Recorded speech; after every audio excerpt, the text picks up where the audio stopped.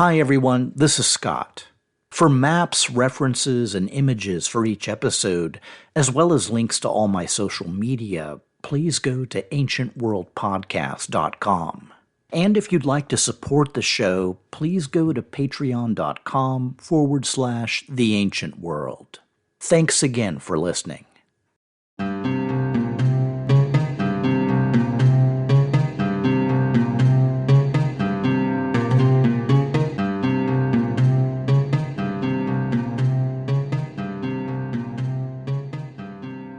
It's shocking how quickly the Aridification Event undermined Akkadian rule. In 2200 BC, Shar-Kali-Shari was in full control of a relatively intact Akkadian empire. The only possible exception was Anshan, liberated by Marhashi a few years earlier and possibly not reconquered. Just 7 years later, when the king passed away, the empire fell into chaos. We have no records of what transpired during those 7 years, but we know a few major factors. Up north, a lack of rainfall caused crops to fail, and Shar-Kali-Shari soon decided the land just wasn't worth holding. Construction projects were halted, and soldiers and administrators were called back home. The lack of rainfall also reduced Tigris and Euphrates flow, and the abandonment of the north and the decreased flow in the south put a serious dent in imperial agricultural resources. At the same time, urban centers saw the first wave of refugees fleeing the zone of uncertainty. Based on the affected regions, the newcomers likely included Amorites, Hurrians, and perhaps most famously, Guti.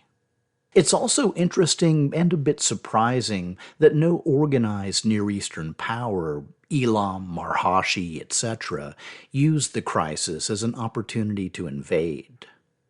Inscriptions confirm that Shar-Kali-Shari remained in power through 2193 BC, at which point he died or was overthrown. What followed wasn't exactly a collapse, but it was a pretty severe break in continuity.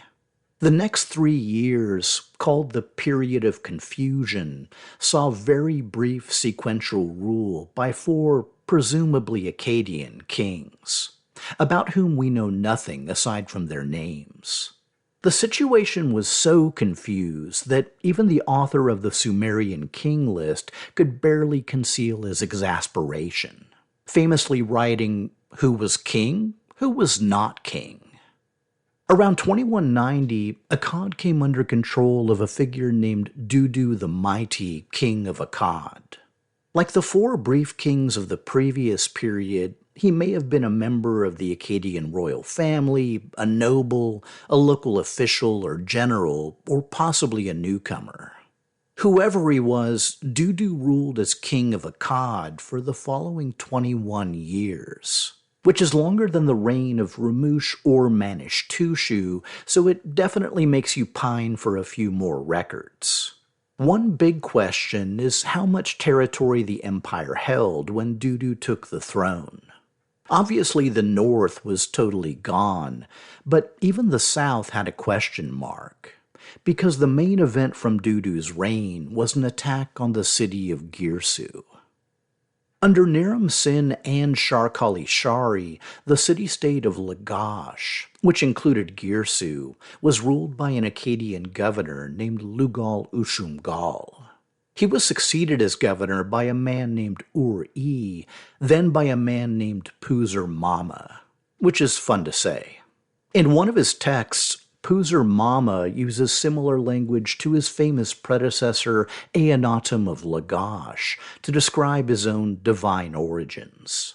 More to the point, sometime during the period of confusion, he asserted Lagash's independence. Dudu records an attack on Girsu to crush Puzur-Mama's revolt. Records show that in the same campaign, Dudu also attacked neighboring Umma, along with some Elamite territories. In keeping with his Akkadian predecessors, Dudu gifted the campaign's plunder to the temple of Enlil in Nippur.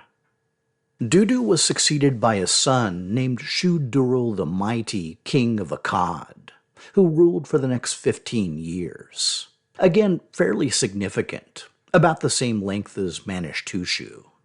The uncertainties we mentioned earlier, how much territory the empire still held, how much grain they had on hand, and how many refugees were flooding in, are not at all fleshed out by Shu-Durul's records. We only know that by the end of his reign, the Aridification Event had been going on for nearly 50 years, and that when he died in 2154 BC, the Akkadian Empire collapsed. Centralized control completely dissolved, and no one after Shu-Durul ever again claimed the title of King of Akkad. Of all the reasons for the empire's fall, the one most frequently assigned the blame is the Guti. We previously discussed the Zagros-dwelling Guti, who made their living as nomadic pastoralists and interfaced with the Akkadian Empire as a source of cattle and slaves. We also mentioned that despite their frequent depiction as wild barbarians descending from the mountains for violent raids, the primary mode of Guti interaction was peaceful, large-scale migration. As early as the reign of Shar-Kali-Shari, several southern Sumerian cities had sizable Guti populations. At some point, they'd come to dominate the city of Adab, and basically made it their capital.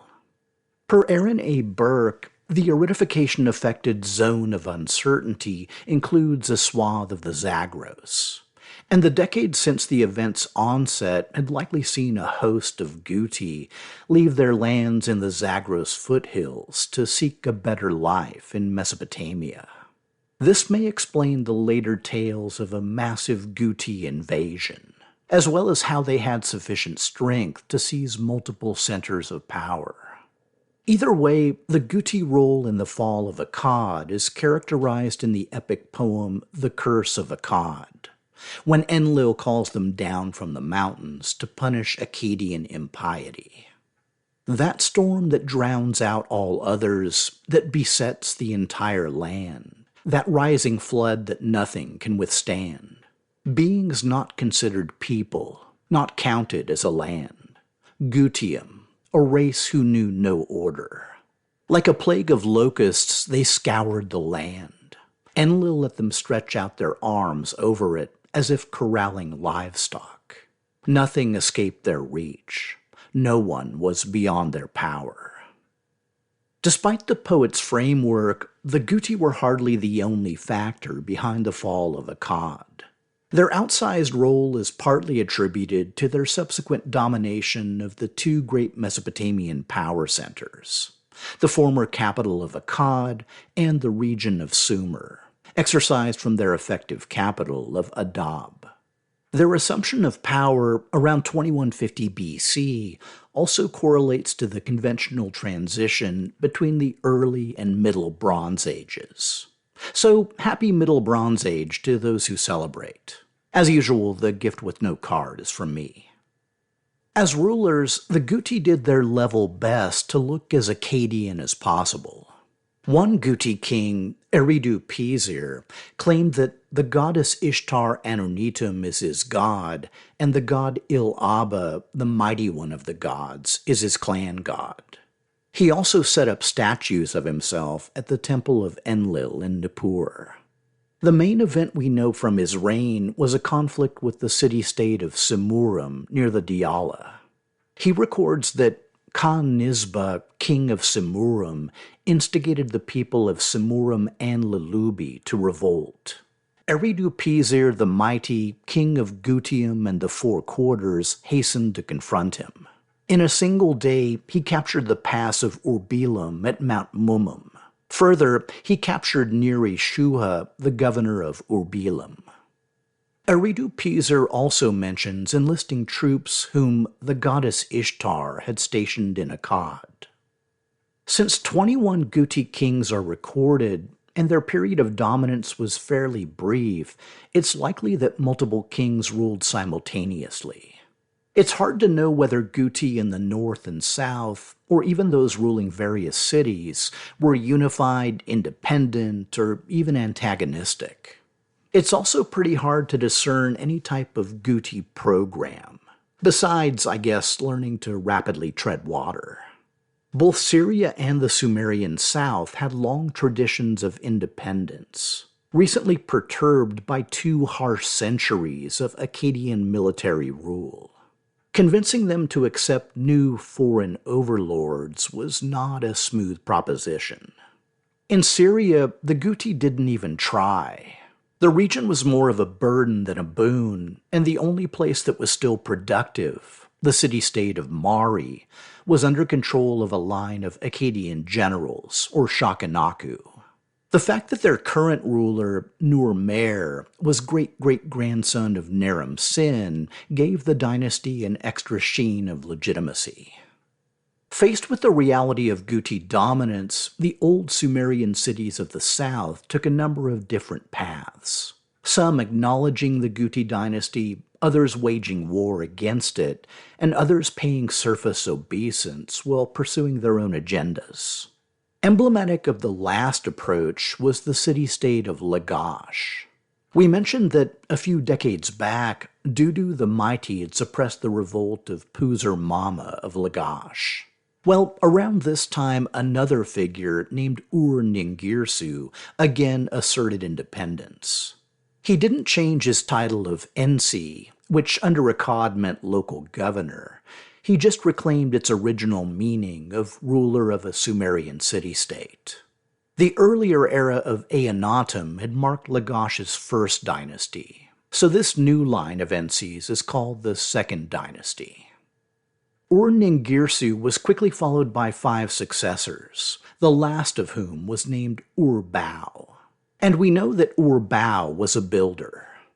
In one inscription, he records raising a temple called Eninu the White Thunderbird for the god Ningirsu, and another called House of the Shining City for the goddess Bao. Ur-Bao also records building temples to 10 more Sumerian gods. Despite his many building projects, Ur-Bao's legacy was mainly defined by his daughters. He installed one daughter, En-Anipada, as high priestess of the moon god Nana at Ur, the role once held by Sargon's daughter, Enheduanna, which suggests that Lagash now dominated Ur, and that Ur-Bao was staking an Akkadian-style claim to local Sumerian preeminence. Equally strategic was his marrying daughters to promising local figures. In fact, 3 of the next 6 rulers of Lagash would be Ur-Bao's sons-in-law. Far and away the most famous of the 3 was Ur-Bao's immediate successor, which means it's time to introduce you to Gudea of Lagash. Like his father-in-law Ur-Bao, Gudea devoted much of his reign to building local temples, some 15 in all. Per Dietz Otto Edzard, Gudea was eager to do justice to both the local pantheon of Lagash and the main pantheon of Nippur. His inscriptions are directed to no less than 21 deities. Raising these temples took substantial resources, and the Akkadian sources of tribute and plunder did not factor in at Lagash. Gudea records that for one major project, he imposed a levy on his land, on his realm. On the fields of Ningirsu's Gu-Edena, he imposed a levy. He imposed a levy on his built-up cities, as well as his rural settlements. So some of the program was apparently funded by taxes. The construction program was a pious start, but Gudea's most significant role took place in a different arena. Long before the Akkadian Empire, it was the southern cities, like Ur and Lagash, who'd facilitated regional trade, with Elam, the Persian Gulf, and the various lands beyond. With the empire in shambles, the Guti not really up to speed, and Ur now managed from Lagash, Gudea took on responsibility for keeping these trade routes open. Of course, you also need resources to engage in trade, and Gudea must have leveraged Lagash's stores of barley, textiles, and silver. But money is only part of the equation. What you really need is good connections. And this is where Gudea particularly shined. For reasons that are still a bit hard to fathom, the entire world was apparently Gudea's oyster. An inscription from a Girsu temple reflects the Ensi's reach. Gudea records that the Elamites came to him from Elam, the Susians from Susa. Magan and Maluha, coming down from their mountain, loaded wood on their shoulders for him, and in order to build Ningirsu's house, they all joined Gudea on their way to his city of Girsu. He records using diorite from Maluha, i.e. the Indus Valley civilization, to craft a ceremonial mace, and gold from Maluha to make a ceremonial quiver. He also records bringing large stone blocks and precious metals from the lands of the Persian Gulf. To a certain degree, this all makes sense, since all these regions had historic ties to the Sumerian south. But he wasn't about to stop there. Gudea also records bringing copper, gold, and silver from the region of Chemosh in the Zagros Mountains, implying good connections with powerful local tribes like the Lulubi. Even more surprising and more impressive was the magic he worked up north. Gudea boasts that when he was about to build the house of Ningirsu, his master who loves him, opened for him all the roads leading from the upper to the lower sea. The Lord Ningirsu cleared the way for Gudea to the impenetrable Cedar Mountain and to the impenetrable Stone Mountain. From the Amanus, the mountain range of the cedar, he cut cedars of 50 and 60 cubits length and floated them downstream like enormous serpents. He brought down big stone slabs from Bashar, the mountain range of the Martu, and he used them to make steles, setting them up for Ningirsu in the courtyard of his temple. He brought alabaster blocks from Tidinum, the mountain range of the Martu, using them to make ceremonial maces for Ningirsu. Gudea's ability to access northern goods means that not only did he have good relations with the Shakanaku dynasty of Mari, but also with Amorites of two distinct localities, one in Syria and another in the Zagros foothills, which raises an interesting possibility. Gudea ruled in the 2130s BC, by which time a large number of Amorite refugees had relocated to the south. Both Gudea and his father Urbau may have leveraged the new arrivals to staff their building projects, maybe even to augment their army.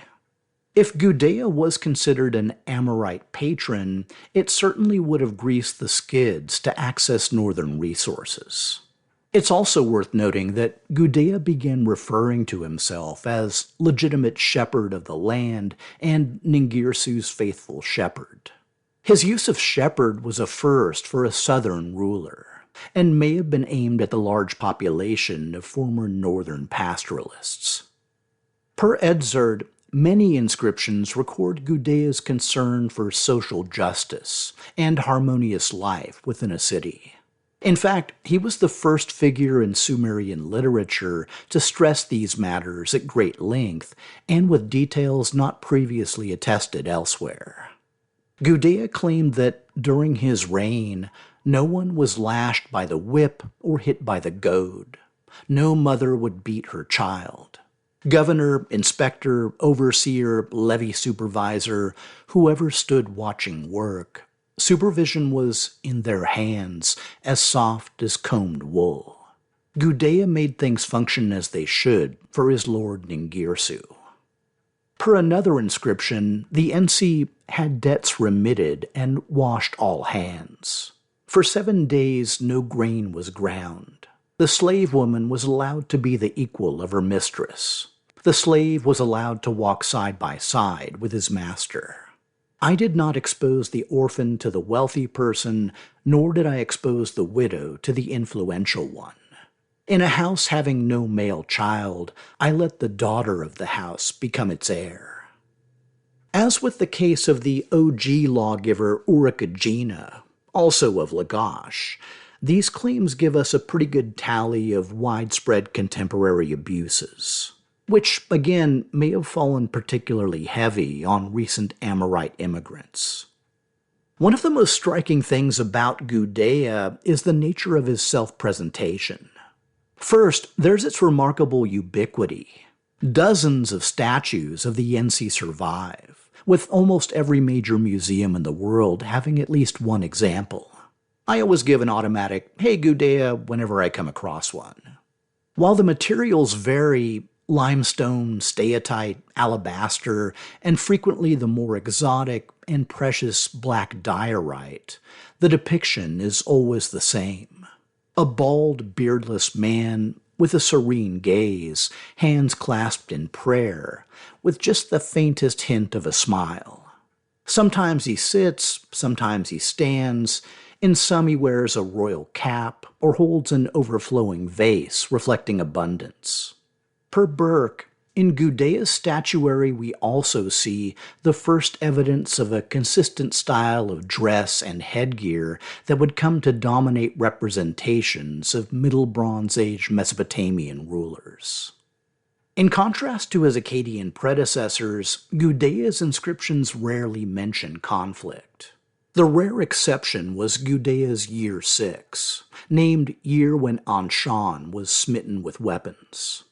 The reasons for the conflict are left unvoiced, but considering Gudea's priorities, they may have involved some new impediment to trade with the Iranian highlands. Given the time, place, and circumstances, we can hazard a guess at his likely opponent, a powerful Elamite figure named Kutik-Inshushinak.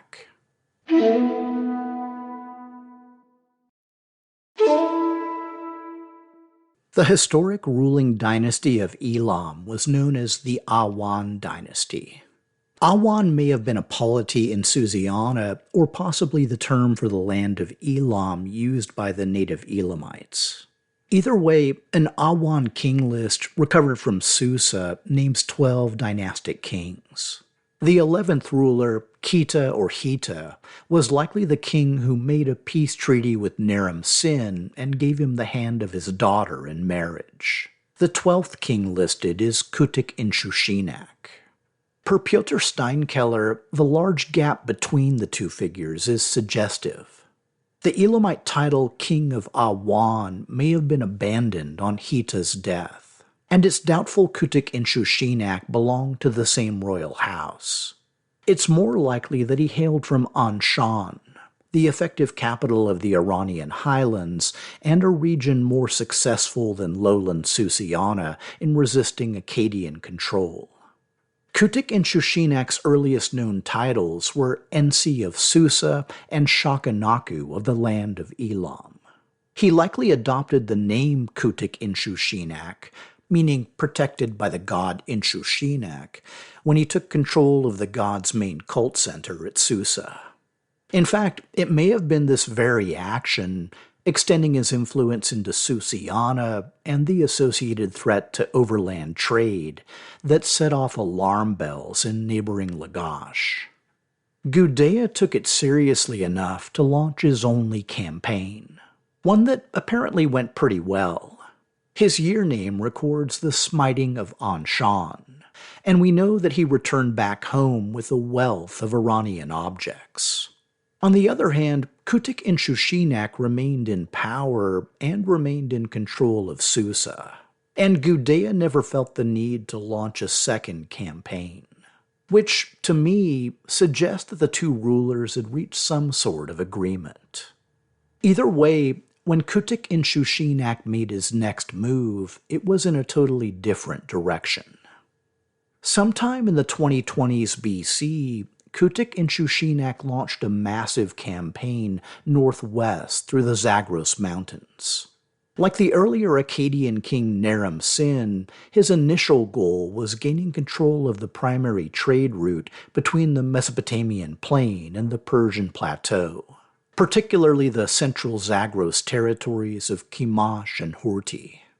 Though he launched his assault from a different direction, Kutik-Inshushinak probably fought the same tribes as his Akkadian predecessor, mainly the fearsome Lalubi. Per Steinkeller, it's also possible that during his drive northwest, Kutik-Inshushinak ravaged the Guti homeland. After securing the Zagros passes, the Elamite king went on to his next objective. Guti control of central Mesopotamia was exercised from Akkad and extended up the Diyala River into the Zagros foothills. It's from this direction that Kutik-Inshushinak marched with his Elamite army. In rapid succession, he took the cities of Kismar, Zimudar, and Mashkan Sharum on the upper Tigris, then Awal, Eshnuna, and Tutub along the Diyala. A decisive battle against the Guti was fought in the region of Akkad.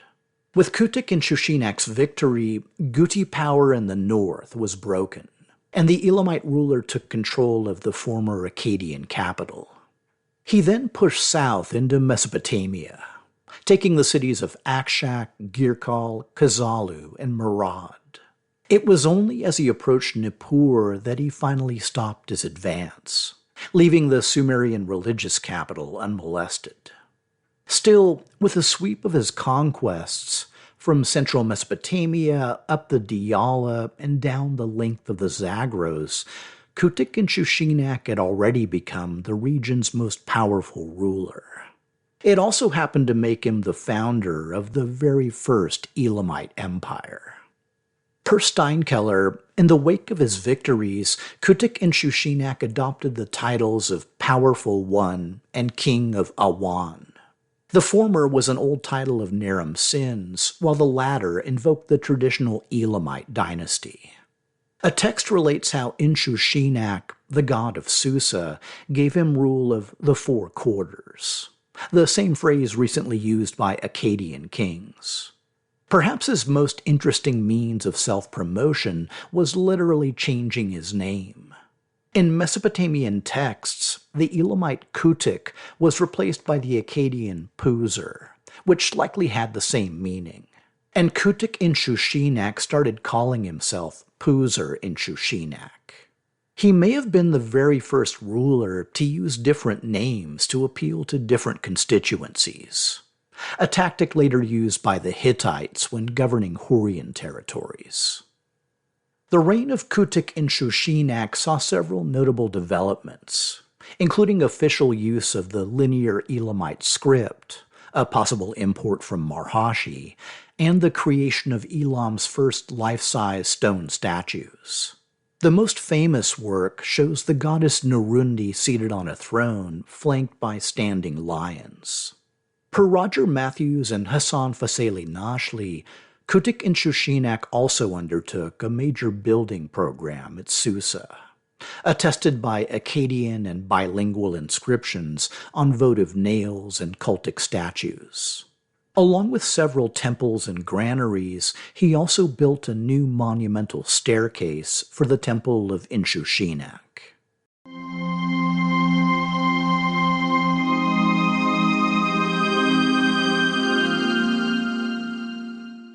Guti power in the south endured, and it's unclear whether the Elamite king intended to march on Sumer. But whatever plans he may have had were soon outpaced by events. According to the Sumerian king list, shortly after the fall of Akkad, legitimate kingship was carried off to Uruk. A fourth dynasty of kings of Uruk managed to resist the Guti onslaught, until Uruk was finally smitten with weapons and its kingship carried off by the Guti. Considering the city's regional prominence, it's easy to picture a smoldering resistance just waiting for a chance to break free. In 2120 BC, in the wake of Kutik-Inshushinak's campaigns, that moment finally arrived. The leader of the uprising was Utu-Hegal, the sole king of Uruk's fifth dynasty. And fortunately for us, he wrote a detailed account of the whole rebellion on a later victory stele. Utu-Hegal sets the scene by calling out his enemy, Gutium, the fanged serpent of the mountain, who acted with violence against the gods, who carried off the kingship of the land of Sumer to the mountain land, who filled the land of Sumer with wickedness. He continues that the god Enlil commissioned Utu-Hegal, the mighty man, the king of Uruk, the king of the four world quarters, the king whose utterances cannot be countermanded, to destroy the Guti name and to bring back the kingship to the land of Sumer. He describes the current Guti king, Tirigan, as an unworthy steward of Mesopotamia, claiming that he blocked water from the fields, the roads he tied up. On the highways of the country, he made tall grasses grow. Utu-Hegal then relates that he summoned the people of Uruk to war, and his city, as if one man, followed behind him. A major battle took place near the Guti capital of Adab, where Utu-Hegal, behind the backs of the Gutians, set a trap for them, and then directed his forces against them. Utu-Hegal, mighty man, achieved victory against their generals. Tirigan fled Adab on foot, but he and his family were taken prisoner while hiding in a nearby city. Utu-Hegal continues that they placed fetters on Tirigan's hands and put a cloth over his eyes. Utu-Hegal made him lie at the sun god Utu's feet, and on his neck he set his foot.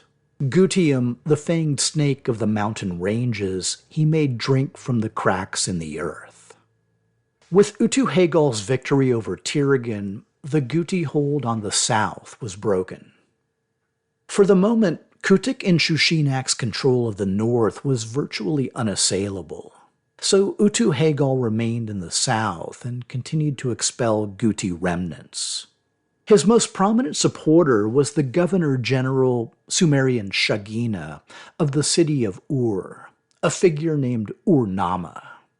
The fact that Ur was now subordinate to Uruk and not Lagash was unlikely to have happened on Gudea's watch, so it's safe to assume that our old friend had passed away. Gudea had been succeeded by a son, Ur-Ningirsu II, then by another son-in-law of Ur-Bao named Ur-Gar, under one of whose reigns Ur slipped from Lagash's control. A stele from the city of Ur was dedicated by Ur-Nama, Shagina of Ur, for the life of Utu-Hegal, mighty man, king of Uruk, king of the four quarters.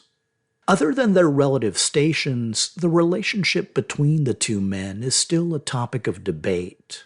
Per Peter Espak, Ur-Nama may have been an Uruk official sent to govern Ur, or an Ensi of Ur who threw his support behind Utu-Hegal.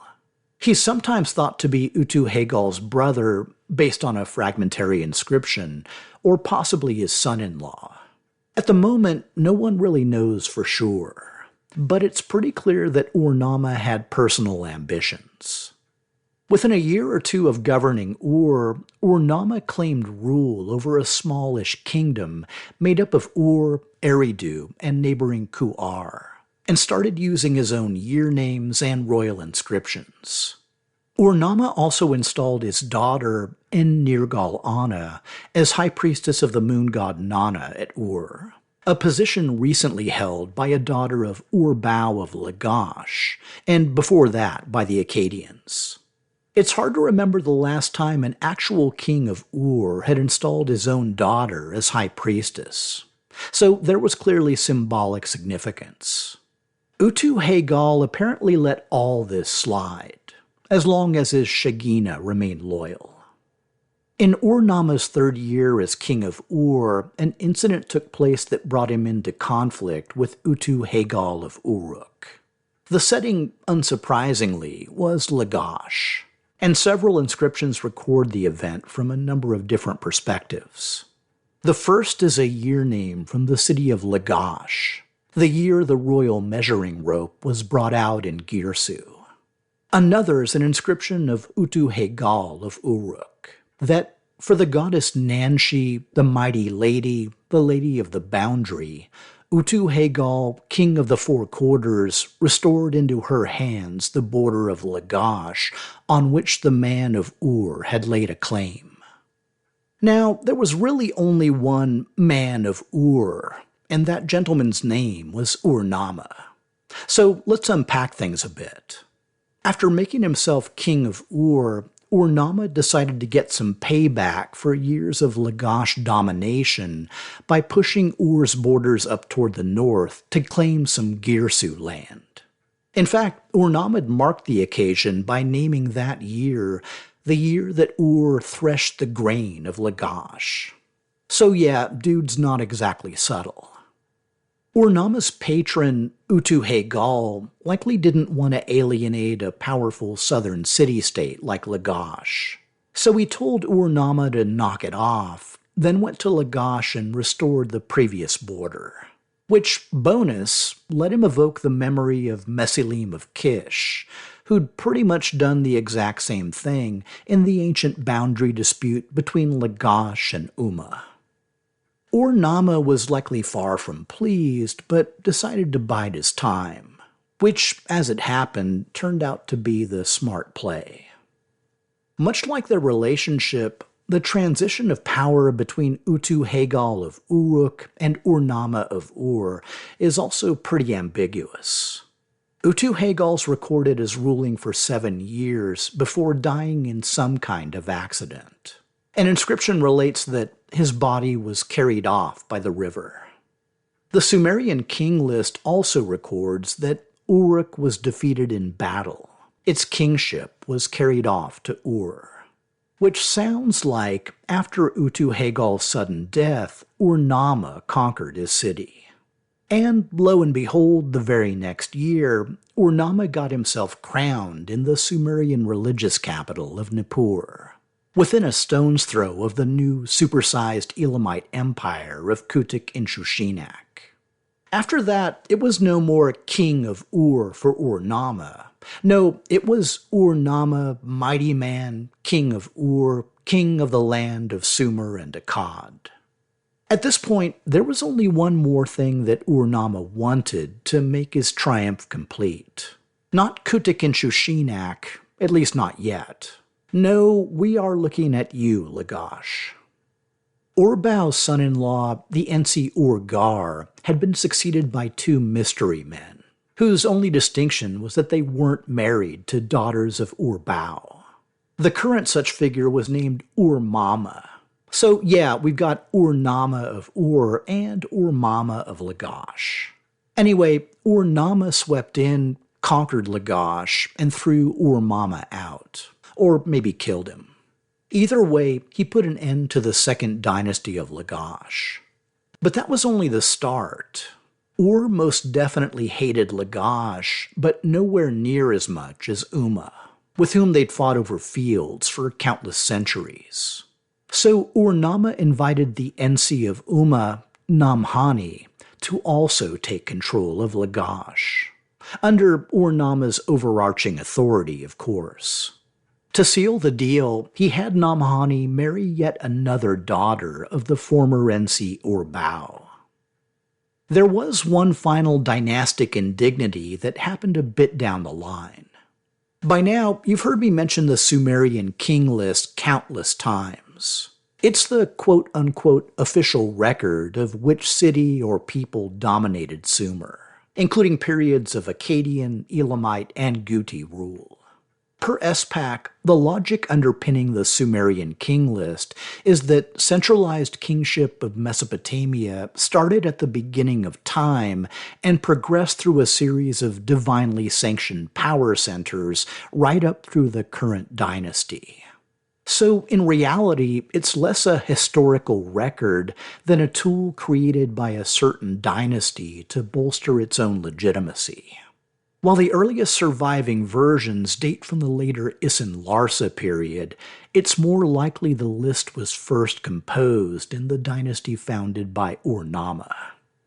One reason is the prominent inclusion of Eridu, and the claims that its dynasty, with kings who reigned for tens of millennia, extended all the way back to before the mythical Great Flood. As far as we know, no previous Sumerian dynasty had assigned Eridu such a prominent foundational role in Mesopotamian history. But as we also know, Eridu was one of the earliest cities controlled by Ur-Nama when he'd assumed the kingship of Ur. So bigging it up in Sumerian history made sense. But the main reason we think the Sumerian king list originated with Ur-Nama is a certain curious exclusion. Of all the cities that kingship was carried off to over the entire history of Mesopotamia, the city of Lagash is never mentioned. Not in the era of Akhenaten, he of Stele of the Vultures fame, not in the era of the Ensi Gudea, the single point of Sumerian constancy in a maelstrom of post-Akkadian chaos. Per SPAC, the most likely reason this was the case was that the first Sumerian king list was composed by a dynasty who considered Lagash an enemy and wanted to issue a damnatio memoriae to wipe its role from history. They failed, of course. We know more about Lagash than almost any other 3rd millennium BC polity, not to mention the million or so statues of Gudea. But, for the moment at least, both history and rule were gathered into the hands of Ur-Nama.